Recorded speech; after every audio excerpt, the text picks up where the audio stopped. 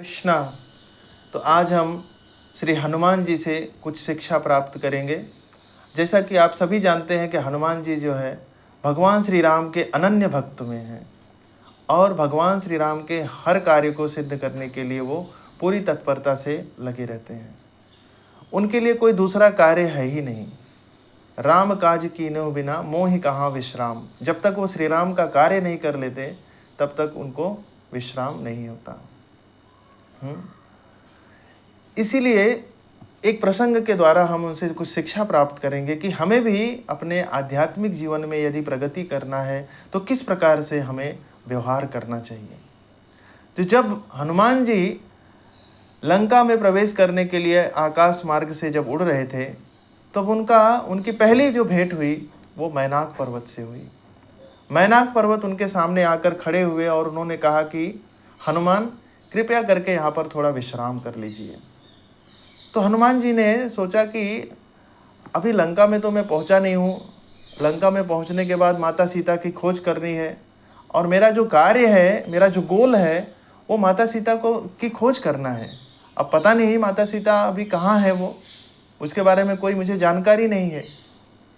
तो उन्होंने मैनाक पर्वत को हाथ जोड़कर उनको बहुत ही अच्छे सम्मान पूर्वक उन्होंने कहा कि नहीं, अभी मैं विश्राम नहीं कर सकता क्योंकि मेरा जो कार्य है अभी पूरा नहीं हुआ है। तो हमारे आध्यात्मिक या भौतिक जीवन में हमको यह शिक्षा हमको लेनी चाहिए कि ये जो मैनाक पर्वत है ये हमारे कुछ ऐसे संबंधी होते हैं, हमारे कुछ परिवारजन के होते हैं, हमारे मित्र होते हैं, हमारे हितैषी होते हैं। जब भी हम कोई कार्य करने जाते हैं तो ये हमको कहेंगे कि थोड़ा रुक जाओ, थोड़ा विश्राम कर लो, थोड़ा आराम कर लो, अभी समय है, बाद में कर लेना। लेकिन हमको ये हमें ध्यान होना चाहिए कि क्या हमारा कार्य पूर्ण हुआ है, जिस गोल के लिए हम जा रहे हैं, जिस लक्ष्य के लिए हम जा रहे हैं, क्या हमने उसे पूरा किया है। यदि नहीं तो उन्हें सम्मान पूर्वक उनसे हमको कहना चाहिए कि नहीं, अभी मेरे पास समय नहीं है। ये हनुमान जी हमें शिक्षा दे रहे हैं। हनुमान जी ने क्रोध में आकर, आवेश में आकर नहीं कहा, सम्मान पूर्वक उन्होंने मैनाक पर्वत को हाथ से प्रणाम किया, हाथ जोड़कर, और विनम्रता पूर्वक उन्होंने कहा अभी नहीं, मैं बाद में आपके पास आऊँगा, आपकी सेवा का अवसर दूंगा आपको। तो इस प्रकार से हनुमान जी आगे बढ़े और जब हनुमान जी आगे बढ़े तब उनको सुरसा, जो नाग की माता थी, वो आकर उनके सामने खड़ी हुई। और जैसे ही सुरसा आई, मुंह खोलकर खड़ी हुई, हनुमान जी ने कहा माता, आप मेरा अवरोध क्यों कर रही हैं, मेरे रास्ते में क्यों खड़ी हैं। सुरसा ने कहा ब्रह्मा जी का वरदान है मुझे कि मेरे रास्ते से जो भी जाएगा उसे मेरे मुंह में प्रवेश करके जाना होगा। हनुमान जी ने कहा माता, मैं भगवान श्री राम के कार्य के लिए जा रहा हूँ, कृपया करके मुझे अभी जाने दीजिए, आते समय मैं आपके मुंह में प्रवेश कर जाऊंगा। सुरसा ने कहा बहुत चालाक दिखते हो तुम, हाँ, अभी जाना होगा तुम्हें मेरे मुंह में। तो हनुमान जी ने सोचा कि अभी क्या करूं। हनुमान जी ने अपने आकार को बढ़ाया, 16 योजन से 32 योजन, 32 से 64 योजन। सुरसा भी उतना ही बढ़ा रही थी अपना मुंह का आकार। हनुमान जी बढ़ा रहे हैं, सुरसा भी बढ़ा रही है, हनुमान जी बढ़ा रहे हैं, सुरसा भी बढ़ा रही है। हनुमान जी ने सोचा ये कब तक चलेगा, मैं अपने शरीर को बढ़ाऊं, ये अपने शरीर को बढ़ाई, मैं अपने शरीर को बढ़ाऊं, ये अपने शरीर को बढ़ाई, ये कब तक चलेगा। तो हनुमान जी को याद आया मुझे तो लंका में जाना है और मेरा समय यहाँ पे बर्बाद हो रहा है। हनुमान जी ने बुद्धि का प्रयोग किया, हाँ, बुद्धि ये लगाई, हनुमान जी तुरंत बहुत छोटे हो गए और मच्छर की तरह उन्होंने सुरसा के मुंह में प्रवेश किया और तुरंत बाहर निकल आए और हाथ जोड़कर विनम्रता पूर्वक कहा माता, मैंने आपके मुख में प्रवेश किया, अब कृपया करके मुझे जाने दीजिए।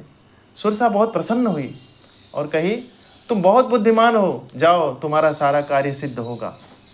तो हनुमान जी से ये भी शिक्षा हमको लेनी चाहिए कि बहुत बार हम अपने लक्ष्य की तरफ जब आगे बढ़ते हैं तो कुछ ऐसे व्यक्ति भी हमारे जीवन में आएंगे जो हमारे लिए क्या करेंगे, अवरोध बनेंगे और अनावश्यक रूप से आपसे कंपटीशन करेंगे, वाद विवाद करेंगे, डिबेट होगा। लेकिन हमें ये ध्यान होना चाहिए कि क्या मेरा लक्ष्य ये है, मुझे बड़ा और छोटा दिखाना है, मैं अपने आप को बड़ा दिखाऊं इनके सामने, इसके लिए मैं इनके साथ कंपटीशन करूं, लड़ाई करूं, मेरा समय यहाँ पर बर्बाद करूं।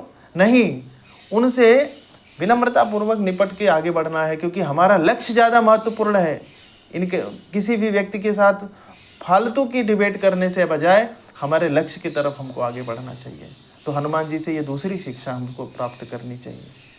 तीसरी शिक्षा, हनुमान जी जब लंका के करीब पहुंचने वाले थे तो उनकी परछाई को पकड़कर सिंह का राक्षसी जो समुद्र में थी वो उनको खींच रही थी। हनुमान जी को लगा मेरी शक्ति कमजोर कैसे हो रही है, मैं इतना कमजोर कैसे बन रहा हूं। तो उनको देखा, उन्होंने तो देखा कि एक राक्षसी सिंहिका समुद्र में बैठी हुई है और उनको उनकी शक्ति को हरास कर रही है। हनुमान जी गए और उसके पेट में प्रवेश कर गए और वहां पर उसको पेट को फाड़कर उसको समाप्त कर दिया। तो कभी कभी ऐसे भी व्यक्ति हमारे जीवन में आएंगे जो बहुत ही उत्पात मचाएंगे हमारे आध्यात्मिक या भौतिक कार्यकलापों के लिए। तो उनको क्या करना चाहिए, उनको थोड़ा बहुत हमको जो है प्रयास ये करना चाहिए कि उनको अपने रास्ते से हटा देना चाहिए, क्योंकि वो अगर रास्ते में रहेंगे तो हमारे लिए विघ्न पैदा करेंगे। लेकिन अपने शक्ति अनुसार, यदि हमसे ज़्यादा कोई शक्तिशाली है तो हमें खुद हट जाना चाहिए, हमको उसके बीच में नहीं आना चाहिए। और इस प्रकार से हनुमान जी हमें ये शिक्षा दे रहे हैं कि भक्ति के मार्ग में या भौतिक मार्ग में हमारे जो अवरोध होते हैं, कभी कभी हम अनावश्यक रूप से किसी से डिबेट करने लगते हैं, या कभी हम अपने आप को ये प्रूफ करने के लिए कि मैं बड़ा हूँ, मैं बड़ा हूँ, मैं बड़ा हूँ, इस प्रकार से अनावश्यक रूप से हम अपने समय को बर्बाद कर देते हैं। तो इस प्रकार से कभी कभी हमारे संबंधी भी आते हैं जो हमको कहते हैं कि अरे थोड़ा विश्राम कर लो, थोड़ा आराम कर लो, कितना भक्ति कर रहे हो, कितना प्रगति कर रहे हो। तो हम सोचते हैं कि चलो थोड़ा विश्राम कर लेना चाहिए, आराम कर लेना चाहिए। लेकिन हमें याद रहे, हनुमान जी की तरह एक चीज हमको याद रहे कि हमारा लक्ष्य क्या है। हनुमान जी अपने लक्ष्य को कभी नहीं भूले। राम काज कीन्हु बिना मोहि कहाँ विश्राम। जब तक वो भगवान श्री राम का कार्य नहीं कर लेंगे उनको विश्राम नहीं है। अगर हर व्यक्ति ये सोचे कि जब तक मेरा एक टारगेट मैंने जो लिया है आज के दिन का, या मेरा जो भी गोल है, जब तक मैं उसे पूरा नहीं कर लूंगा तब तक मैं विश्राम नहीं करूंगा, वही व्यक्ति अपने लक्ष्य को प्राप्त कर सकता है। हरे कृष्णा। श्रील प्रभुपाद की जय।